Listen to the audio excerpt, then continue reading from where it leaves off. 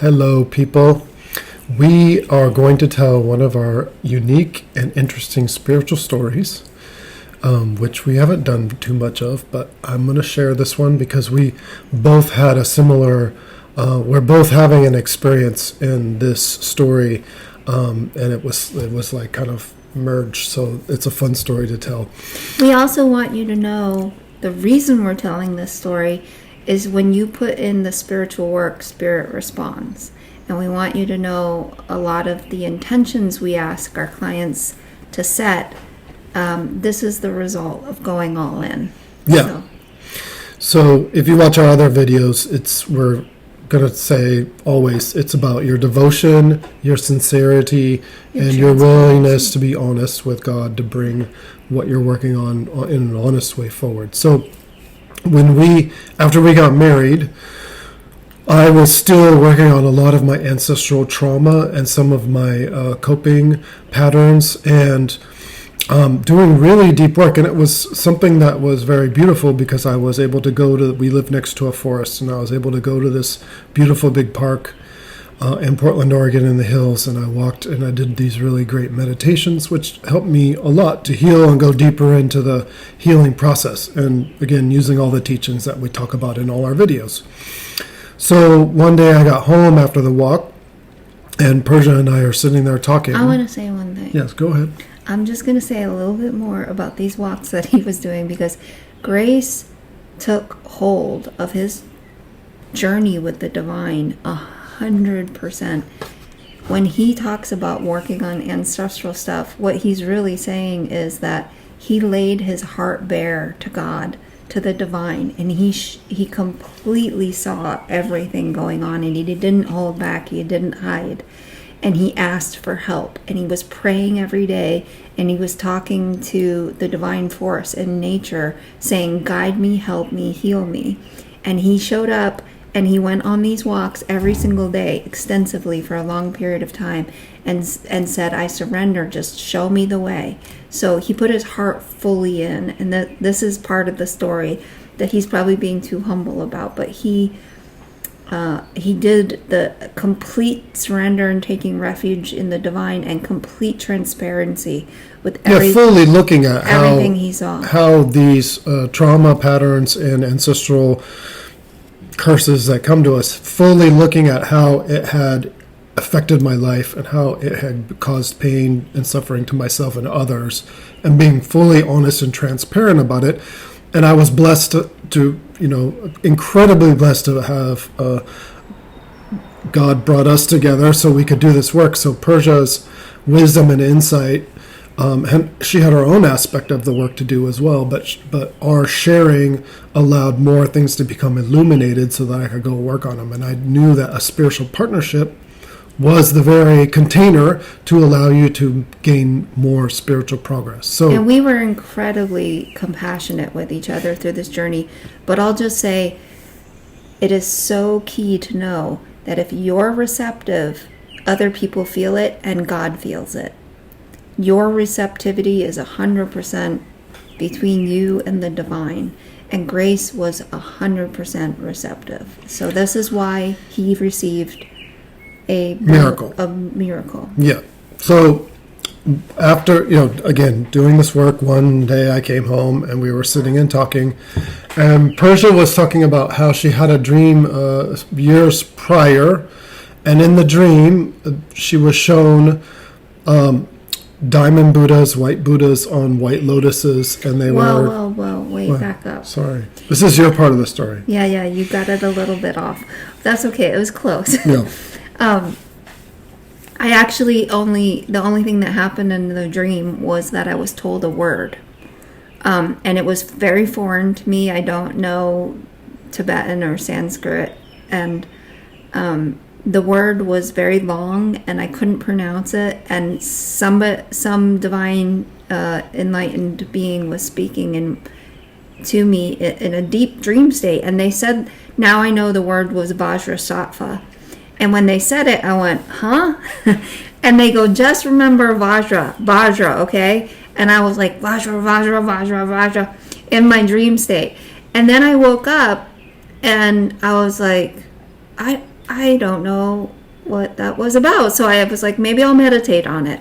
And when I was meditating, that's when I saw a full line of white Buddhas. And because you can't paint a diamond in the Thangka tradition, is that what it's called, Thangka? Mm-hmm. The art depiction of a diamond Buddha, they use white for clear. That just means colorless. And so there was a line of diamond Buddhas that looked white, sitting on white lotuses, and they came in a line, and then they circled around me like this, and there was a whole bunch of them. And I was like, I don't know what this means.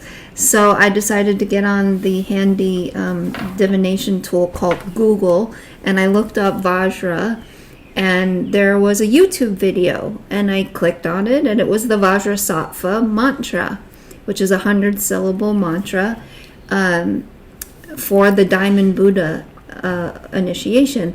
And the slideshow in the video was white Buddhas on white lotuses. So I was like, okay, I'm onto something. So I tell Grace the whole story when he got home that day from his divine practice and devotion. And I'll back up a little bit. When I was going on these walks, I was playing my shakuhachi and dressing in my sort of Japanese types, robes, and I would have my vajra and my bell, and I would talk to the spirits of the land, and I would talk to the Buddhas and ask them for help. So this was part of my practice, this sort of Buddhist monk forest practice. So to surrender to the divine, to receive messages and guidance, to continue to grow. That was his intention. Yeah. So the message from the Buddha is not out of nowhere. I'm doing these practices. They're Buddhist monk practices in the forest. So she explained that, and I said, great, let's look up the mantra and do the mantra tonight. And so we did. We looked it up, and we found the mantra, and we learned 100 syllables, and we did the mantra for probably an hour before we went to bed. And then we fell asleep. And then you tell the next part. I had a dream, a lucid dream. Clarity dreams are actually different from just subconscious gunk coming up. Clarity dreams are actually real. They're your light body visiting divine beings or having lucid. It's even more than a lucid dream because it's not about control. You're just you, and you're experiencing something with your light body. That's an initiation. So that's called a clarity dream. So in the so-called dream, I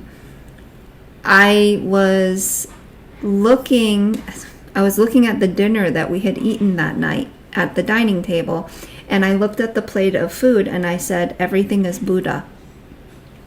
And suddenly the plate of food transformed into this massively radiant, blinding light of a shining Buddha. And then I looked at a different scene, and I was lying in my bed that I had been sleeping in that exact moment, and I looked at a plant in the corner by the window, and I said, everything is Buddha. And the plant transformed and turned into this radiant, brilliant, like the sun shining Buddha. And then I turned to Grace in bed, lying next to me sleeping, and I said, everything is Buddha. And Grace's whole entire torso burst into this radiant, shining, brilliant sun, blinding light of this diamond Buddha. And then I heard a scream. Then my heart, oh my God. And I was in a deep sleep, and I was waking up in a very confused state, and Grace was jumped out of bed, screaming, gripping his heart, going, my love, I saw the Diamond Buddha. So the Diamond Buddha mantra, the 100-syllable mantra, the Vajra is the lightning path. So the lightning bolt. The lightning bolt of realization, the lightning bolt that lightning bolt of transformation. You. So be careful about when you do a mantra, what mantra you choose and why you're doing it. And this is why we give you mantras. So I fell asleep, and in my dream, happening at the same time she was dreaming, I was seeing Persia appeared before me in the dream, and I was watching her, and she pulled out of her bag or something a golden key, and so I reached forward to take the key, and I grabbed the key from her, And then I took the key, and there was a opening in my heart for the key, like an old skeleton key. So I put it in my heart, and I turned it, and then my chest opened up like this in the dream. And then I looked at Persia again, and Persia transformed and became the Diamond Buddha, like this shining, radiant Buddha. And as I was sitting there going, oh my God, it's the Buddha, then it became a lightning bolt and went straight into my heart and like hit me with this massive force that was so strong And painful. It hit my heart, and I instantly woke up, and it threw me out of bed. Like it like jolted me so hard I got thrown out of bed. And then I was like gripping my heart, and I was like, I couldn't breathe, and I was like, oh my God, my heart, the grief. 'Cause all of a sudden I felt all this grief and pain I had been feeling, from my childhood, and had been doing the work, but it like all came up and out. Like this lightning bolt had illuminated it and healed it, and it was massively painful, but it was an amazing, it was a shock, but I also was like amazed that the Buddha appeared in front of me, the Diamond Buddha, and then hit me as a lightning bolt. So I was like rolling around the floor in the bed going, and then we both were like looking at each other going, I'm like, I saw the Buddha. What did you see? Oh yeah, when I heard him screaming, the Diamond Buddha, my heart, the grief, I knew that we were having a simultaneous clarity dream that we were both together in. Yeah, and that's happened several times. That's happened several times, because when you do the work and you put yourself 100% in, be careful what you ask for. It is painful, but the divine will show up. And transforming is painful, but Grace transformed forever, entirely, and never went back after that experience. It transforms you permanently. That was a boom. Yeah, I was changed permanently after that. There was definitely some energy that left, and I felt very free at that point. And his path like took off like a lightning bolt after that as well. He continued to get a lot of help. Well, and just as a side note, the story's over, but just as a side note, we went to go see a Lama in Colorado to talk with them about this story. Oh, I forgot that part. And this is a longer story, but just as a side note, when we went to go see that Lama, we weren't able to actually talk to the Lama. We wanted to tell them the Diamond Buddha story. Yeah, but we went to the event. The Lama was too busy. We couldn't talk to them. But then in our hotel room, the next morning, Persia looked under the bed. For some reason, we lost our hotel key. Yeah, we were looking for the hotel key, and which didn't matter even if we had it. But she was looking around and saw something sparkling under the bed, and found a $10,000 diamond ring under the bed. On this road trip we went knew on. that was the Diamond Buddha talking to us. Yeah. And I spent the next several months looking for the owners of the ring, and I found them. Yeah. A very Over nice. a long, exhaustive search. We for were in the couple. West Coast at a hot spring, and they were from the East Coast, and they had just gotten engaged and lost their engagement ring, and I mailed it back to them. Yeah, we got the ring back to them. So it's a really amazing story. We have a bunch of more, but this is good for now, and we hope you enjoy the story and feel motivated to go deeper into your work and do a mantra. So thank you. Thank you.